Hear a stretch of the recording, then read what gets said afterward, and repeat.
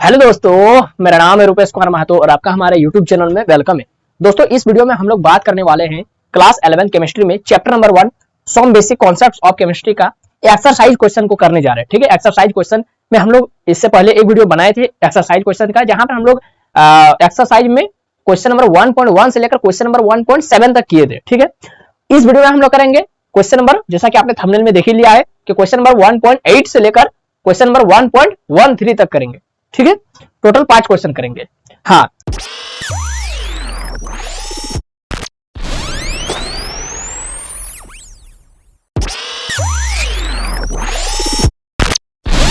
तो चलिए आप लोग अपना एनसीईआरटी बुक को निकाल लीजिए, क्योंकि हम लोग जो क्वेश्चन करने वाले वो अकॉर्डिंग टू आपका एनसीईआरटी बुक रहने वाला है। ठीक है, तो जो आपका एग्जाम में भी इसी एक्सरसाइज से आपका क्वेश्चन रहने वाला है। ठीक है, तो आप लोग अपना एनसीईआरटी बुक निकाल लीजिए और क्वेश्चन को साथ ही साथ मिलाते चलिए कि क्वेश्चन सही है क्या नहीं।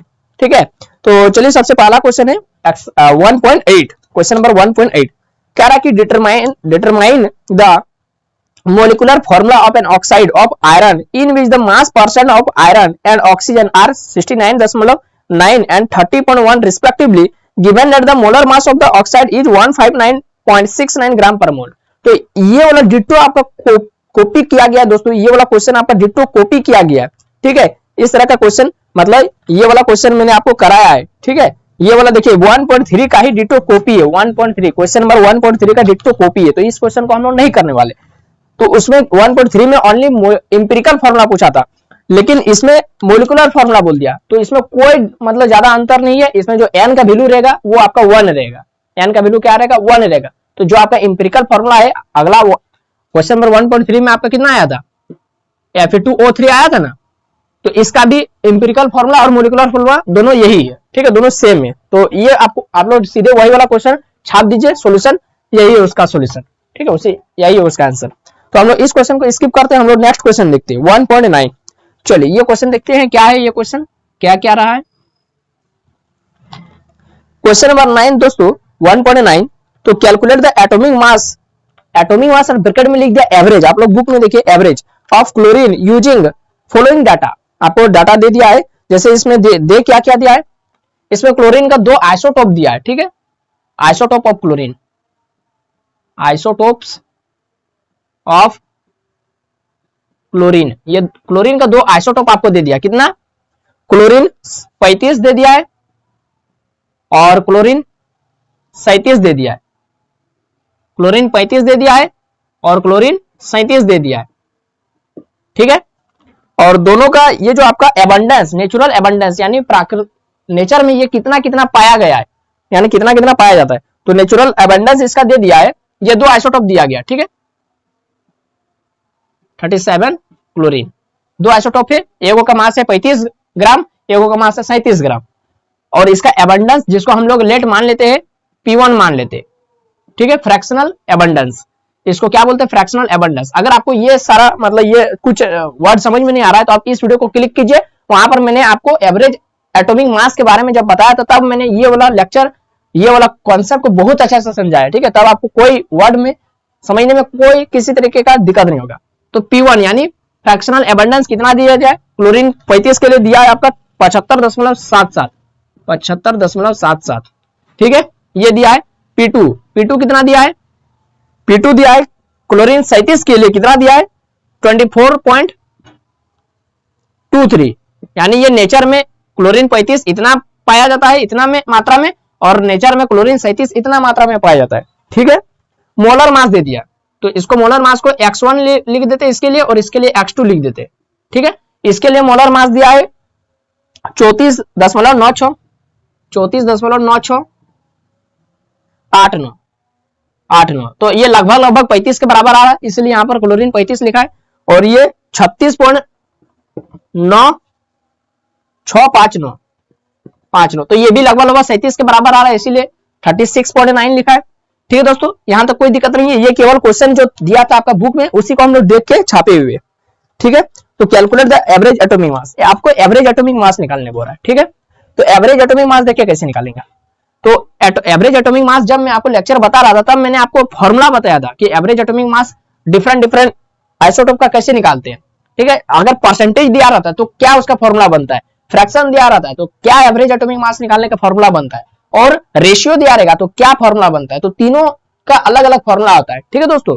तो तीनों का अलग अलग फॉर्मूला होता है। तो यहाँ पर कौन सा फॉर्मूला लगेगा, यहाँ पर देखिए परसेंटेज वाला लगेगा, ठीक है, क्योंकि यहाँ पर जो आपका दे दिया है रेशियो, देखिए परसेंटेज में दिया पर अपना एनसीईआरटी बुक में देखिए जहां पर ये वाला डाटा लिखा है 75.77, 24.23, तो वहां पर लिखा है ऊपर तुम्हें परसेंटेज, परसेंटेज का साइन दिया नेचुरल अबंडेंस, तो ये परसेंटेज दिया हुआ है। तो P1 P2 क्या है, परसेंटेज है किसका, क्लोरीन 35 क्लोरीन 37 का, और X1 X2 क्या है, मोलर मास है, इतना ग्राम पर मोल, ठीक है।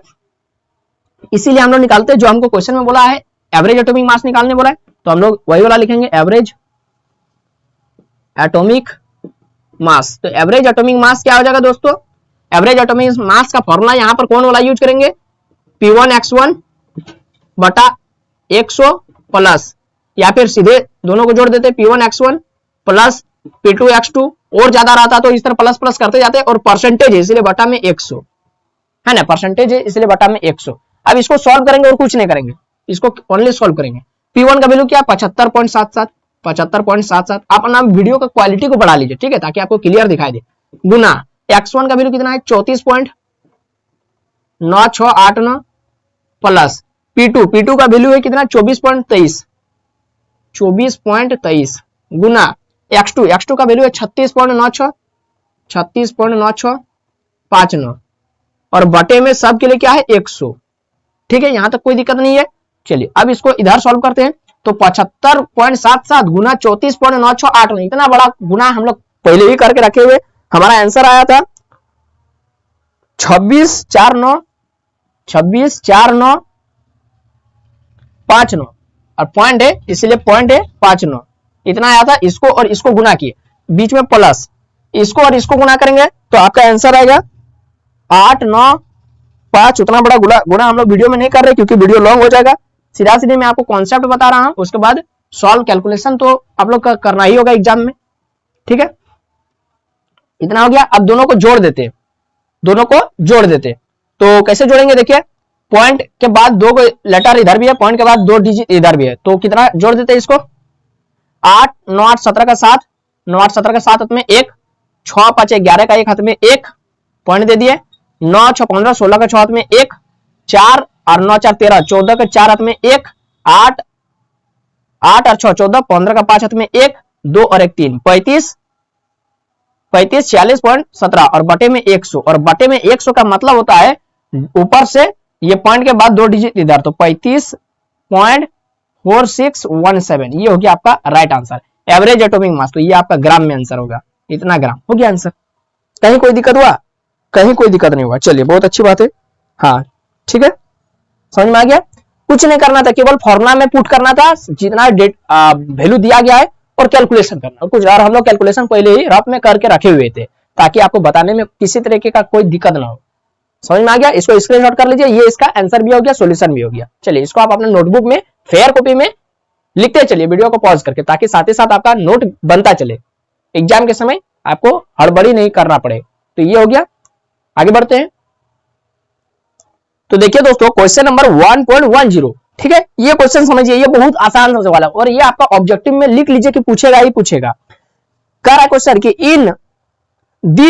इन 3 मोल्स ऑफ इथेन, इथेन का फॉर्मूला लिख दिया, केमिकल फॉर्मूला C2H6, ठीक है, इथेन का केमिकल फॉर्मूला दे दिया C2H6।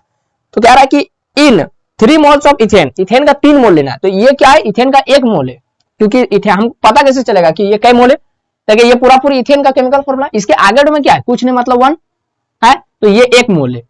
ये यदि यहाँ पर 2 रहता, 3 रहता, 5 रहता, 10 रहता, 15 रहता, तो यदि 3 रहता तो 3 मोल, 5 रहता तो 5 मोल, और कुछ नहीं मतलब 1, तो 1 मतलब 1 मोल, 1 मोल। तो क्वेश्चन बोल रहा है कि इन 3 मोल्स ऑफ इथेन, यहाँ पर दिया 1 मोल लेने, लेकिन आपको लेने बोल रहा 3 मोल। तो इन 3 moles of ethane calculate the following, 3 चीज निकालने बोल रहा है कि number of moles of carbon atom, कि इस इथेन का फॉर्मूला में कार्बन एटम कै गो है, कितना मोल है, कार्बन एटम कितना मोल है, number of moles of carbon atom, ये जो कार्बन एटम है वो कितना मोल इसमें प्रेजेंट है, इथेन फॉर्मूला में कार्बन एटम कितना प्रेजेंट है।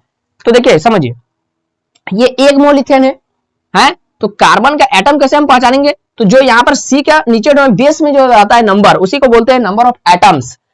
तो यहां पर कार्बन का बेस में कितना है, 1 2 3 कितना है 2, तो बस यही हो गया इसका आंसर। एक नंबर का 2 mole of carbon atom, 2 mole of carbon atom is present in 1 mole of पूरी इथेन,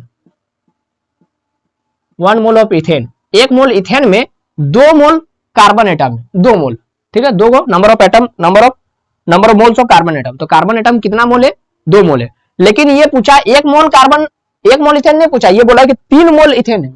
तो यहां यदि हम 3 करेंगे, या 3, तो 3 से इसको गुना कर देंगे, तो 3 दूनी 6 है। 1 मोल में 2 गो एटम है, 2 मोल एटम है कार्बन का, तो 3 मोल में कितना एटम होगा, कितना मोल, तो 3 मोल में 2 से गुना कर देंगे, 3 से गुना कर देंगे 2 को, 2 3 6 मोल हो जाएगा। 1 मोल में देखिए पूरी इथेन 1 मोल है, तो 1 मोल में 2 मोल कार्बन एटम है, तो 6 मोल में, सॉरी 3 मोल में कितना होगा, तो 3 मोल में 2 + 2 + 2, 6 मोल कार्बन एटम होगा। ये हो गया इसका आंसर।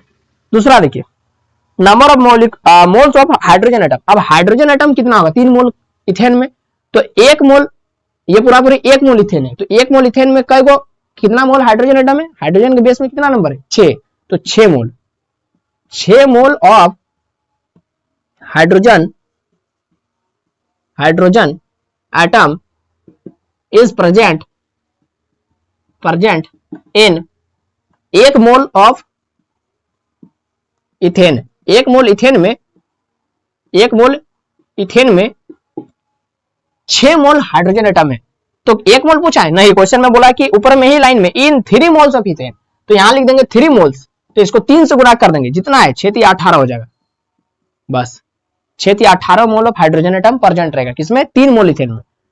तीसरा नंबर क्वेश्चन पूछ रहा है number of molecules of ethane, कि नंबर ऑफ मोलिक्यूल कितना होगा इथेन का, तो नंबर ऑफ मोलिक्यूल पूरा इथेन का बात कर रहा है, तो एक देखिए ये क्या है, 1 मोल है, तो हमको क्या 1 मोल, देखिए 1 मोल ऑफ इथेन कंटेन, अच्छा 1 मोल इथेन में, या फिर 1 मोल किसी भी, अच्छा मैं आपको जब एवोगाड्रो नंबर जब पढ़ा रहा था, ठीक है, एवोगाड्रो नंबर, ठीक है, मोल कॉन्सेप्ट जब मैं आपको पढ़ा रहा था, तब मैंने आपको क्या बताया कि कोई भी चीज 1 मोल रहता है, तो 1 मोल में कितना नंबर ऑफ पार्टिकल्स रहता है, जो एवोगाड्रो नंबर रहता है 6.022 × 10⁻23 है उतना। जैसे कोई पूछेगा कि 1 मोल कार्बन एटम में कितना एटम रहेगा, तो 1 मोल कार्बन एटम में 6.022 × 10⁻23 एटम रहेगा कार्बन एटम। कोई पूछेगा 1 मोल सोडियम आयन में कितना सोडियम आयन होगा, 1 मोल सोडियम आयन में, तो 1 मोल सोडियम आयन में 6.022 × 10⁻23 सोडियम आयन रहेगा। तो उसी तरह से 1 मोल इथेन में कितना इथेन रहेगा, कितना मोलिक्यूल ऑफ इथेन रहेगा, मोलिक्यूल पूछा है, तो 1 mole of ethane contain 6.022 × 10⁻23 molecule, ठीक है, 1 मोल ऑफ इथेन में इतना मोलिक्यूल ऑफ इथेन रहेगा। मतलब एक तरीके का समझिए, ये कहने का क्या मतलब है, आप लोग दुकान से, ये वाला एग्जांपल में आपको जब एवोगाड्रो नंबर पढ़ा रहा था उसी समय दिया था कि आप दुकान से 1 किलो चीनी लेके आए, वो आपसे पूछेगा कि 1 किलो चीनी का अंदर में कितना चीनी का दाना है, उसी तरह से 1 मोल इथेन में कितना इथेन का मोलिक्यूल होगा, बस डिटो उसी तरह से कॉन्सेप्ट इसमें भी।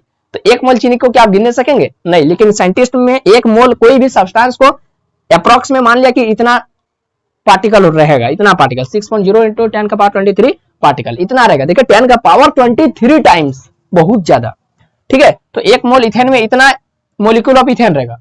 तो यहाँ पर क्या 1 मोल पूछा है, क्वेश्चन का पहला ही लाइन में दिया है कि इन 3 मोल्स ऑफ इथेन, तो यहाँ पर 1 मोल की जगह लिख देंगे 3 मोल।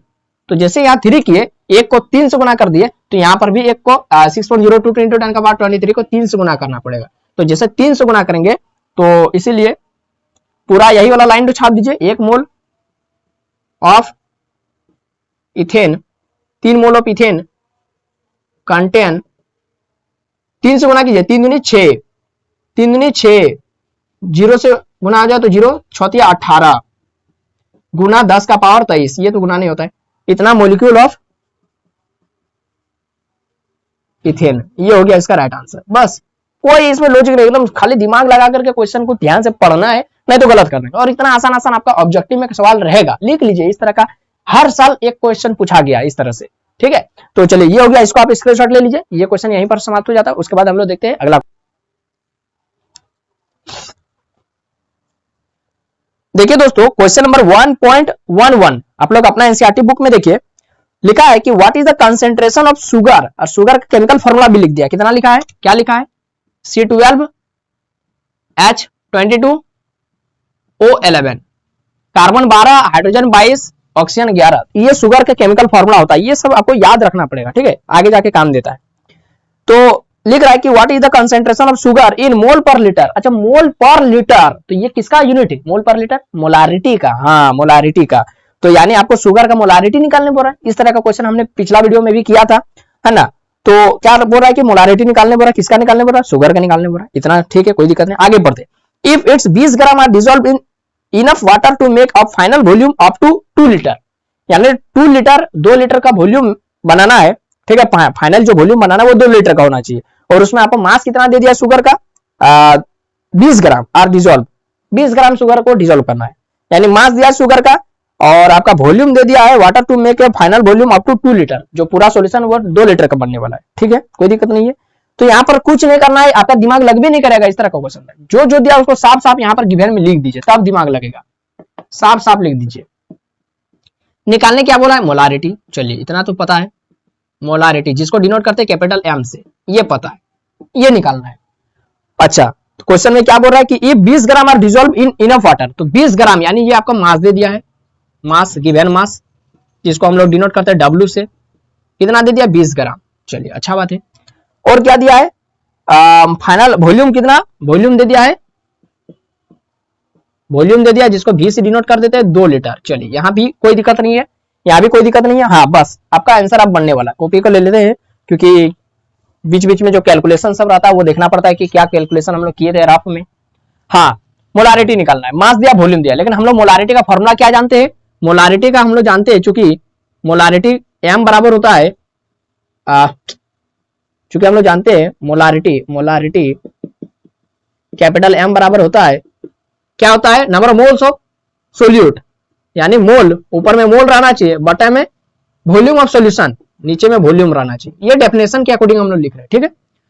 तो नंबर ऑफ मोल्स आप कैसे निकलेगा, मोल्स को डिनोट करते हैं स्मॉल n से और वॉल्यूम को V से। चलिए नंबर ऑफ मोल्स, अब हमको यहाँ पर नंबर ऑफ मोल्स का वैल्यू पुट करना पड़ेगा। अब वॉल्यूम तो हमको पता है 2 लीटर, तो मोल कहां से निकलेगा, तो मोल इधर निकाल लीजिए, मोल इधर मोल निकाल लीजिए।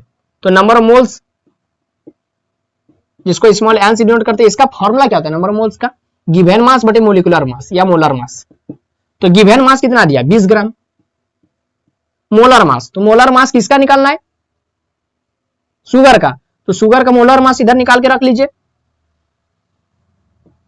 Molar mass. तो कार्बन कै गो है, 12 गो, तो 12 गुना कार्बन का एक एटम का मास होता है 12 ग्राम, ठीक है, प्लस 22 गुना हाइड्रोजन का एक एटम का मास होता है 1 ग्राम, प्लस 11 गुना ऑक्सीजन का एक एटम का मास होता है 16 ग्राम। अब सबको जोड़ दीजिए, तो 12 144 प्लस 22 प्लस 16 एकम 16 का 6 में 1, 16 और 1 17, 176। अब इसको बढ़िया से जोड़ देते हैं, कितना आ रहा है थोड़ा देख लेते हैं, इसको थोड़ा बाद में लिखेंगे। तो 4 2 6 6 6 12, 12 का 2 में 1, 4 2 6 6 7 13, 14 का 4 में 1 1 1 2 और 1 3, 342 ग्राम, 342 ग्राम पर मोल, क्योंकि आपका मोलर मास निकाल रहे हैं, ठीक है। एक और बार जोड़ के देखते हैं, 6 2 8 8 4 8 4 12, 12 का 2 में 1, 7 2 9 9 4 13, 13 14 का 4 में 1 1 1 2 और 1 3, बहुत अच्छा, सही है, 342 ग्राम पर मोल आ गया। तो हमको नंबर ऑफ मोल्स निकालने के लिए अब लिखते हैं, इधर लिखते हैं number of moles W by M given mass by molar mass. तो W मेरा क्या है दोस्तों, 20 ग्राम, मोलर मास अभी निकाले 342 ग्राम। तो इसको आप सॉल्व करते हैं, ये कितना आएगा थोड़ा देखना पड़ेगा। चलिए इसको अभी हम सॉल्व नहीं करते, यहीं पर इसको ला करके सॉल्व कर लेंगे। तो 20 बटा मोल का वैल्यू 20 बटा 342 और बटे में वॉल्यूम कितना दिया, 2 लीटर। तो ये आपका आ गया मोल, ये इतना मोल था, ठीक है, इतना मोल, तो मोल पर लीटर। अब इसको सॉल्व कीजिए, दूध है 20, तो ये 10 बटा 342 और इसको हम सॉल्व करेंगे तो आपका आंसर आएगा, इसको सॉल्व करने पर आपका आंसर आएगा 0.029 फाइनल हम लोग आंसर लिख रहे हैं, ठीक है 0. या फिर अगर आपको देखना है तो आप यहाँ पर चेक करके भी देख सकते हैं 342 डिवाइडेड बाय 10 को, तो पॉइंट दीजिए 10, एक और पॉइंट दीजिए 10, तो ये कितना से जाएगा 3 से जाएगा, देखते हैं 3 दूनी 6, 4 या 12 का 2 में 1, 3 3 और 1 10, ज्यादा हो जा रहा है तो यहाँ पर 3 की जगह 2 लिखेंगे, तब जो हम लोग कैलकुलेशन करके रखे तो वो बिल्कुल सटीक है 0.02 0.0252 लीटर नहीं मोल पर लीटर बस, ठीक है। हम लोग कैलकुलेशन भी जो किए थे उसको रफ में भी देख लिया कि जो हम लोग किए थे बिल्कुल सही किए थे। इतना गया मोलारिटी, और यही आपको निकालने बोला था, देखिए मोलारिटी निकाल, तो आप केवल कॉन्सेप्ट समझिए, कैलकुलेशन वो आपको एग्जाम में करना ही पड़ेगा, ठीक है, कैसे भी करके कैलकुलेशन तो लगभग आंसर ला ही देना है। तो आपको पता चलेगा कि करना क्या क्या है, क्वेश्चन में दिया किस तरह से था और हम लोग बनाए किस तरह से, जो जरूरत पड़ेगा उसको निकाल लीजिए बगल में। मोल नहीं था तो मोल निकाल लिए, और मोल निकालने के लिए हमको कुछ जरूरत पड़ रहा था given mass by molar mass, तो मोलर मास तो दिया नहीं रहता है, उसको निकालना पड़ता है, तो केमिकल फार्मूला दिया था निकाल लिए, गिवन मास दिया हुआ था उसको पुट कर दिया, ये वाला किस लिए दिया था, नंबर ऑफ मोल्स निकालने के लिए। हाँ, यदि यही नहीं देता तो नंबर ऑफ मोल्स निकल भी नहीं करता। समझ में आ रहा है कि क्वेश्चन को सेट करने का भी तरीका होता है, ठीक है। तो चलिए आप इसको स्क्रीनशॉट ले लीजिए और नोट्स में लिखते चलिए, साथ ही साथ फेयर कॉपी में, वीडियो को पॉज करके।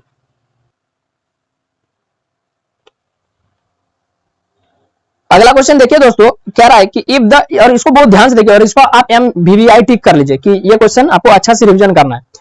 क्वेश्चन देखिए, कह रहा है कि if the density of methanol is 0.793 kg पर लीटर, देखिए डेंसिटी दिया है, किसका दिया, मिथानॉल का दिया, मिथानॉल का केमिकल फॉर्मूला क्या होता है लिख लीजिए, ये आपका क्वेश्चन में दिया नहीं है मिथानॉल, तो इसका केमिकल फॉर्मूला होता है CH3OH, क्योंकि मीथेन मतलब CH3, ठीक है, और ऑल मतलब अल्कोहल का फंक्शनल ग्रुप OH, ठीक है। ये सब आपको आगे जाके सीखने को मिलेगा, ठीक है।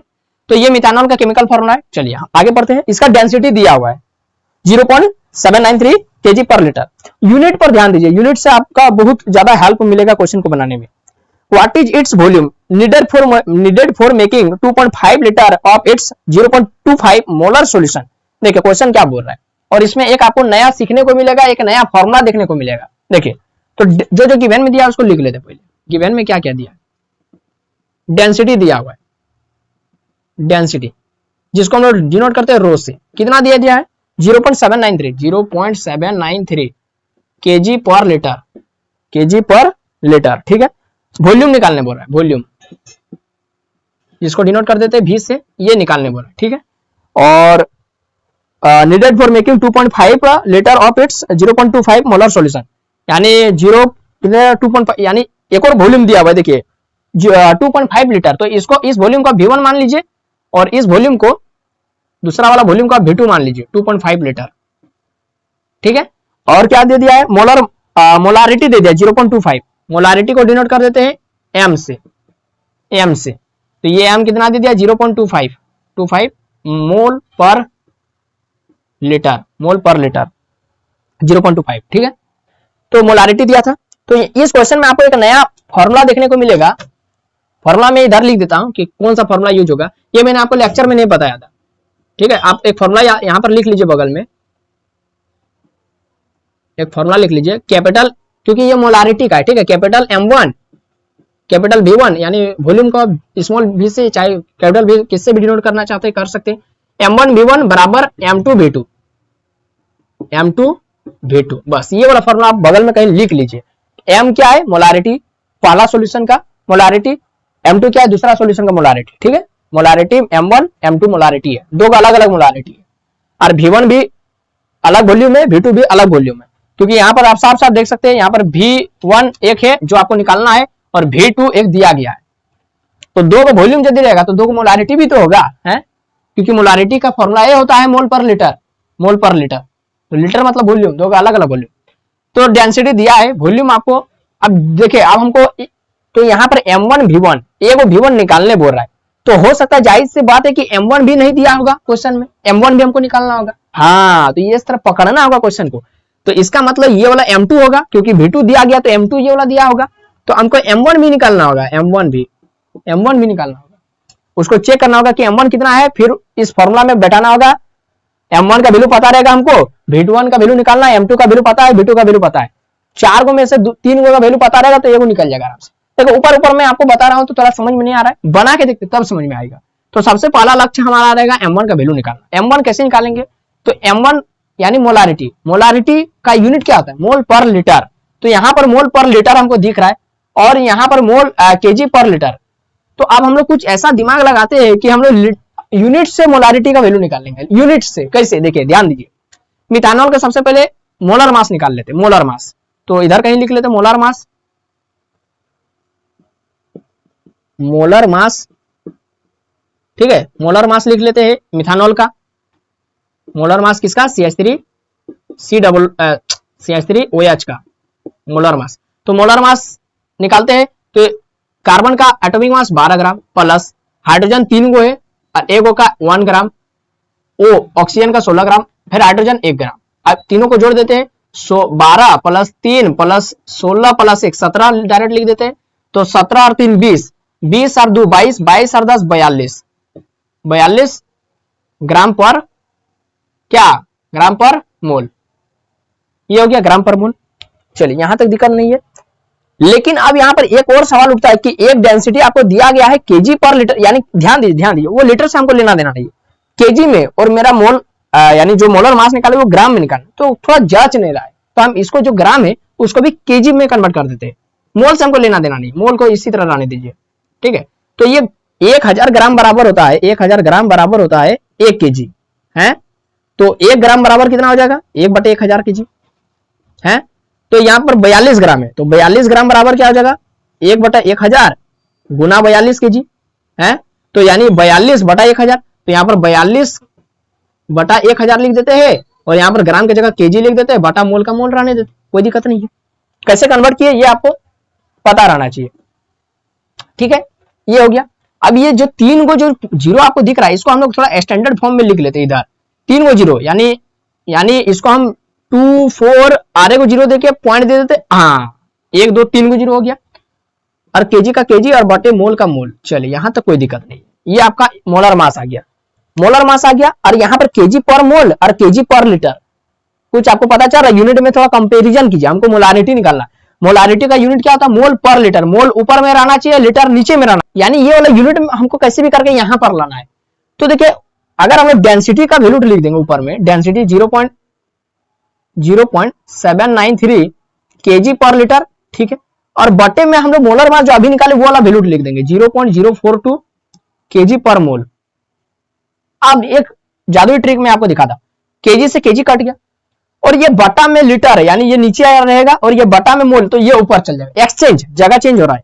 तो ये जो मेरा मोलारिटी का वैल्यू निकल रहा है वो 0.793 बटा 0.042 और ये मोल गया ऊपर और ये लीटर आया नीचे, देखिए आ गया मोल पर लीटर। यानी ये वाला जो हम लोग बना रही है, यानी हम लोग सेट करके कि इसको ऊपर यदि रखेंगे और इसको नीचे रखेंगे तो मेरा मोलारिटी का फॉर्मूला बन रहा है। तो ऐसा कर सकते हैं हम, डेंसिटी बटे मोलर मास, मोलारिटी का फॉर्मूला एक नया फॉर्मूला बना सकते हैं, एक नया फॉर्मूला बना सकते हैं। मोलारिटी आप लिख लीजिए, मोलारिटी का नया फॉर्मूला क्या हो गया, मोलारिटी का डेंसिटी बटा मोलर मास, मोलर मास, ये एक नया फॉर्मूला बन गया। ये आप लोग अगर कहीं किसी क्वेश्चन में डेंसिटी दिया है, मोलर मास निकाल लिया आप लोग केमिकल फॉर्मूला से, दोनों को बाटा रेशियो कर दीजिए, आपका मोलारिटी आ जाएगा डायरेक्ट। वही वाला हम लोग यहाँ पर किए, हमको मोलारिटी मिल गया M1। अब हमको M1 पता है, M2 पता है, V2 पता है, देखिए V2 M2 आराम से V1 नहीं निकाल सकते, बिल्कुल निकाल सकते। देखिए आप कैसे निकाल, इसको पहले आप फटाक से स्क्रीनशॉट लीजिए। हमको जरूरत क्या पड़ेगा, इसका पड़ेगा जरूरत है ना, और इसका पड़ेगा, और ये जो गिवन में डाटा है उसका पड़ेगा। तो चलिए लिखते हैं,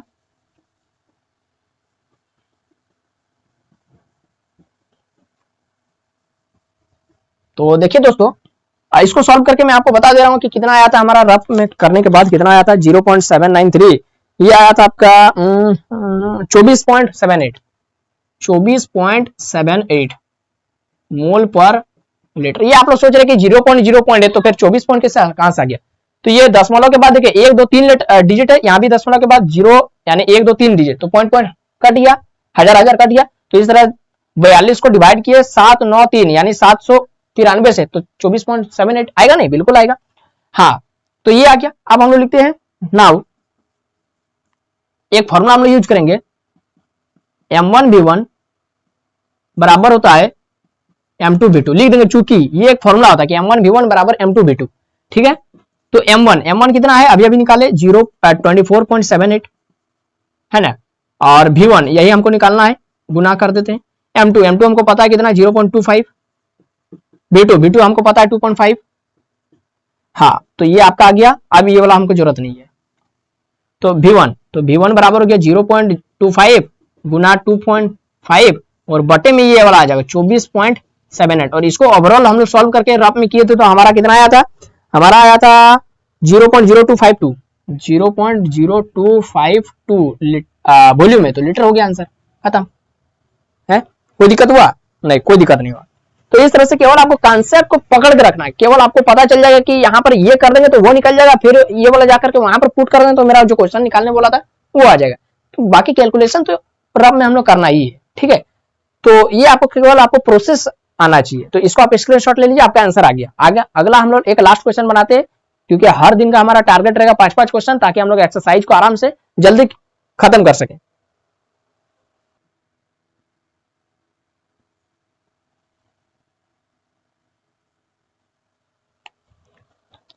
तो एक लास्ट क्वेश्चन हम लोग बनाते हैं दोस्तों। क्वेश्चन ये थोड़ा पेचीदा क्वेश्चन है, ठीक है, ये बच्चों को मतलब नायक के बराबर समझ में आता है क्वेश्चन, फिर भी मैं आपको समझाने का अपना तरफ से पूरा भरपूर प्रयास करूंगा। क्वेश्चन कह रहा है कि pressure is determined as force per unit area of the surface. बिल्कुल हमको पता है कि प्रेशर का डिफिनेशन क्या होता है, प्रेशर का डिफिनेशन ही ये होता है कि फोर्स पर यूनिट एरिया। बिल्कुल सही बात है, इसमें तो कोई डाउट नहीं है।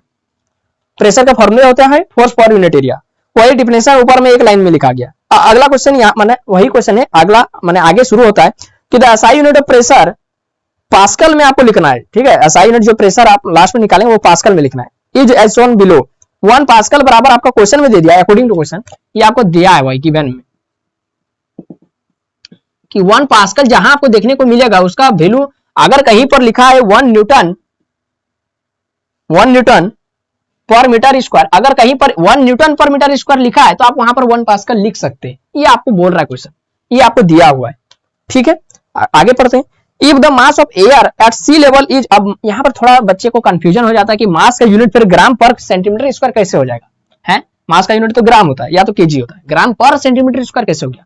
तो उससे हमको लेना देना नहीं है, हमको मास दे दिया है, कितना दे दिया है, मास को स्मॉल मास को डब्ल्यू से डिनोट कर देते हैं, कितना दे दिया है 1034 ग्राम पर सेंटीमीटर स्क्वायर। अब बच्चे कंफ्यूजन कि ग्राम पर सेंटीमीटर स्क्वायर मास का कैसे हो जाएगा यूनिट। तो इसका कहने का मतलब क्वेश्चन कहना चाहता है कि if the mass of air का मास एट सी लेवल, ठीक है, समुद्र के लेवल पर जो हवा का जो द्रव्यमान होता है वो इतना ग्राम होता है पर उसका यूनिट एरिया में, ये सेंटीमीटर स्क्वायर क्या है, एरिया ही है ना। मीटर स्क्वायर क्या होता है, एरिया का ऐसा यूनिट क्या होता है, metre square, CGS unit centimetre square. यानी यहाँ पर ग्राम भी सेंटीमीटर में दिया है मास का, और जो पर यूनिट एरिया का बात कर रहा है कि इतना एरिया में मास कितना होगा सी लेवल में 1034 ग्राम, तो वो मास भी दिया है ग्राम में मतलब सीजीएस यूनिट में, और जो एरिया का बात कर रहा है वो सीजीएस में दिया है। तो हमको ये दोनों वैल्यू को मतलब ये जो दोनों यूनिट है उसको हमको एसआई में कन्वर्ट करना होगा, ठीक है। हाँ, तो ये हो गया। आगे बढ़ते हैं। Calculate the pressure in pascal, फिर वही बोल रहे हैं कि प्रेशर आपको लास्ट में निकालने बोलेगा, प्रेशर का वैल्यू पास्कल में लिखने बोलेगा, और जिसमें मास दे दिया है। तो प्रेशर आपको पता है फोर्स पर यूनिट है, लेकिन फिर मास किस लिए दिया है, मास का जरूरत क्यों है, तो मास का जरूरत है, ठीक है, हाँ ठीक है। यहाँ तक चलिए क्वेश्चन खत्म हो गया। अब यहाँ पर हम लोग देखते हैं कि हमको यहाँ पर मास का क्यों दिया है, क्योंकि हमको लास्ट में बोल रहा है कि प्रेशर का वैल्यू निकालने बोल रहा है, जहां पर मास का वैल्यू दे दिया है। तो मास से हमको प्रेशर तक जाने बोल रहा है, मास से लेकर प्रेशर तक जाने बोल रहा है। तो हम लोग फिलहाल प्रेशर का फॉर्मूला जानते हैं, फोर्स पर यूनिट एरिया होता है, ठीक, एरिया होता है, और एरिया दे दिया कितना सेंटीमीटर स्क्वायर पर सेंटीमीटर स्क्वायर, यानी यूनिट एरिया दिया, यूनिट एरिया इतना ग्राम पर यूनिट एरिया, इतना ग्राम पर यूनिट एरिया, यही है ना 1034 ग्राम पर यूनिट एरिया, यही मतलब निकलता है इस वैल्यू का। तो हम लोग सबसे पहले फोर्स निकालते, क्योंकि फोर्स का यहाँ पर वैल्यू पुट करना पड़ेगा। तो फोर्स का फॉर्मूला हम लोग जानते हैं, क्या जानते हैं, मास गुना एक्सेलरेशन, ये तो बचपन से पढ़े एक्सेलरेशन है।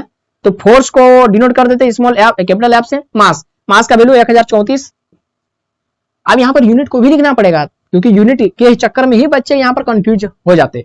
ग्राम और ये सेंटीमीटर स्क्वायर है उसको नीचे लिख देते हैं, ठीक है, यहाँ तक कोई दिक्कत नहीं है। गुना, गुना का साइन दे दी। एक्सेलरेशन, एक्सेलरेशन अब यहाँ पर कहां से दिया है क्वेश्चन में, तो क्या बोल रहा है, सी लेवल का बात कर रहा है। चाहे आप कहीं भी एक्सेलरेशन बात करेगा तो आपको क्या बताना है, एक्सेलरेशन 9.8 मीटर पर सेकंड स्क्वायर, ये तो आपको पता। हाँ, कहीं किसी किसी केस में दे देता है कि आप 10 मान सकते हैं, 10 मीटर पर सेकंड स्क्वायर, लेकिन हम लोग यहाँ पर एक्सेलरेशन लेंगे कितना, 9.8 मीटर पर सेकंड स्क्वायर। देखिए हम लोग वैल्यू लिए है मीटर पर सेकंड स्क्वायर में, लेकिन हमारा जो, और यहाँ पर क्वेश्चन बोल रहा है कि पास्कल में लिखने बोल रहा है आंसर, है ना, पास्कल में, और दे दिया है कि कहीं भी आपको न्यूटन पर मीटर स्क्वायर देखने को मिले तो वहां पर आप पास्कल लिख सकते हैं। तो पहले यही वाला देखने को मिलेगा तब ना कि न्यूटन पर मीटर स्क्वायर कैसे आएगा। और ये देखिए न्यूटन भी आपका ऐसा यूनिट है, मीटर स्क्वायर भी आपका ऐसा यूनिट है, यानी क्वेश्चन में मेरा जहां जहां सीजीएस यूनिट वाला दिया है यूनिट, उसको एसआई में चेंज करना। और एक्सेलरेशन हम लोग लिखे मीटर पर सेकंड स्क्वायर, यानी हम लोग एसआई में लिखे। तो जो हो ना हो हम लोग ग्राम पर सेंटीमीटर स्क्वायर को कैसे भी करके एसआई में कन्वर्ट करना ही होगा, है। तो ग्राम को हम लोग कन्वर्ट कर देते हैं इस तरह से, ऊपर में लिख देते हैं 1 केजी, हाँ 1 केजी, और नीचे में लिख देते हैं 1000 ग्राम, 1000 ग्राम, 1000 ग्राम बराबर हो गया 1 केजी। ये कर सकते हैं, कर सकते हैं ना, हाँ कर सकते हैं, 1 केजी बटे 1000 ग्राम, क्योंकि ग्राम से ग्राम कट जाएगा, है ना, वैल्यू को काटना है ना, ग्राम से ग्राम कट जाएगा तो सीजीएस का यूनिट खत्म हो गया, केजी मेरा बचेगा, तो केजी का तो जरूरत पड़ जाएगा। अब ये सेंटीमीटर को हटाना है, तो सेंटीमीटर को हटाने के लिए हम लोग क्या करेंगे, सेंटीमीटर को हटाने के लिए हम लोग क्या करेंगे, नीचे में लिख देंगे 1 मीटर स्क्वायर, क्योंकि एरिया है ना, एरिया, तो एरिया का मीटर स्क्वायर, और ऊपर में लिख देंगे, अच्छा 1 मीटर में कितना सेंटीमीटर होता है, 1 मीटर में 100 सेंटीमीटर होता है, और स्क्वायर दिया यानी पूरा पूरी स्क्वायर, इसको हम लोग लिख सकते हैं 100 का भी स्क्वायर और सेंटीमीटर का भी स्क्वायर, हाँ लिख सकते हैं। तो ये वाला हम लेकर के यहाँ पर चिपका देते हैं, 100 का स्क्वायर और सेंटीमीटर का स्क्वायर अलग अलग कर दिए, ठीक है, लिखे है 100 सेंटीमीटर स्क्वायर ही लिखे, 1 मीटर बराबर 100 सेंटीमीटर, और स्क्वायर था इसलिए स्क्वायर दे दी, इसमें डाउट नहीं करना, ठीक है, इसमें कंफ्यूजन नहीं करना।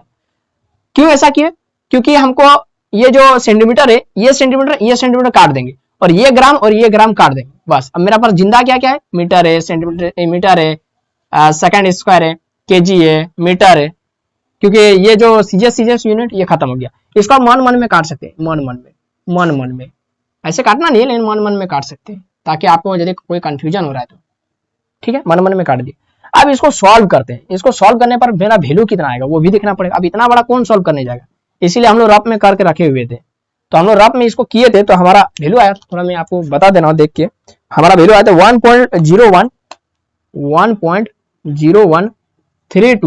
1.0132 गुना 10 का पावर 5।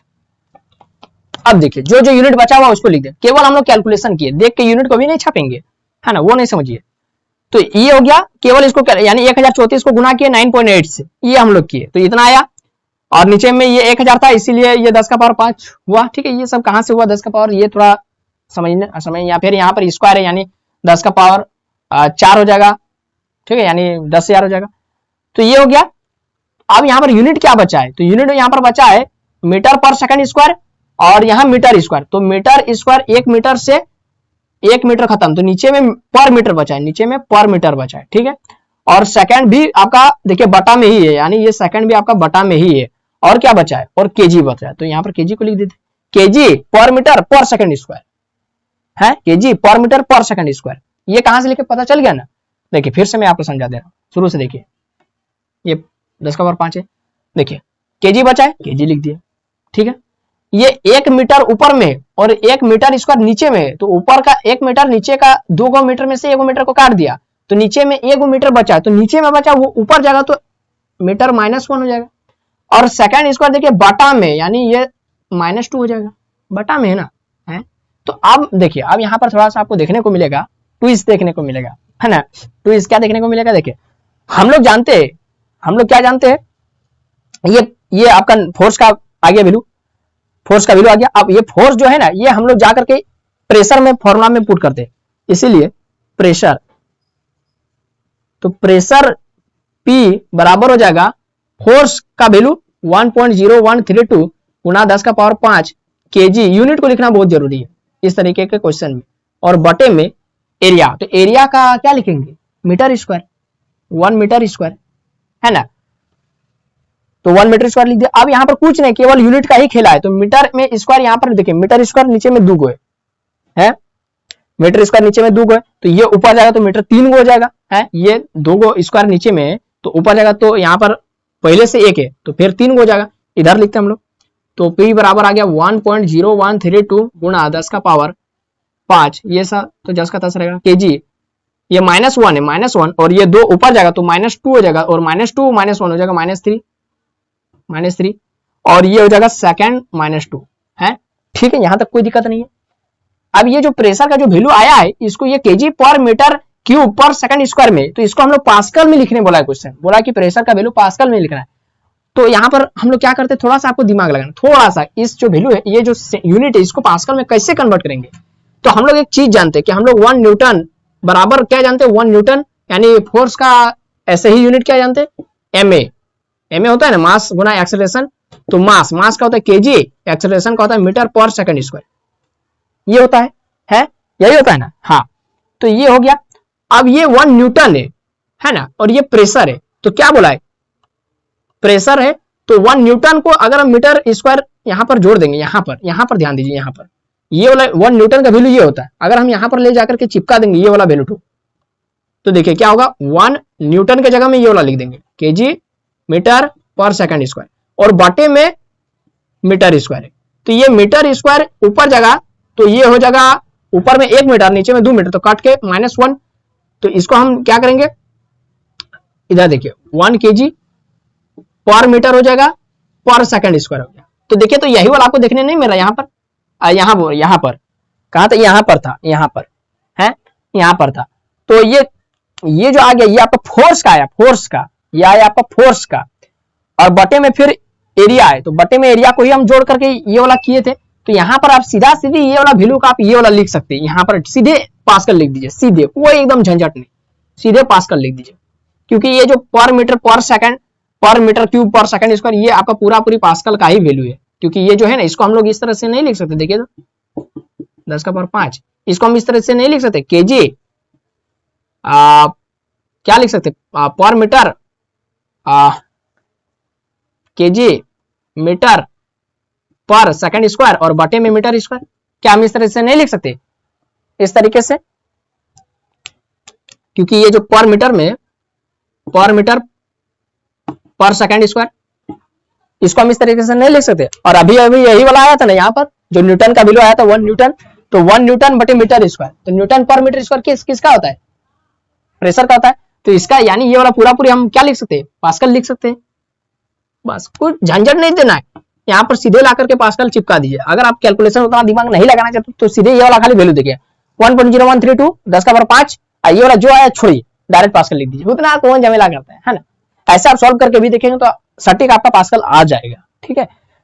तो चलिए हम लोग यहाँ पर 5 क्वेश्चन कर चुके हैं, थोड़ा वीडियो थोड़ा इधर उधर हुआ होगा, थोड़ा ज्यादा लॉन्ग हुआ होगा तो कोई दिक्कत नहीं, आप लोग उतना थोड़ा मैनेज करना पड़ेगा।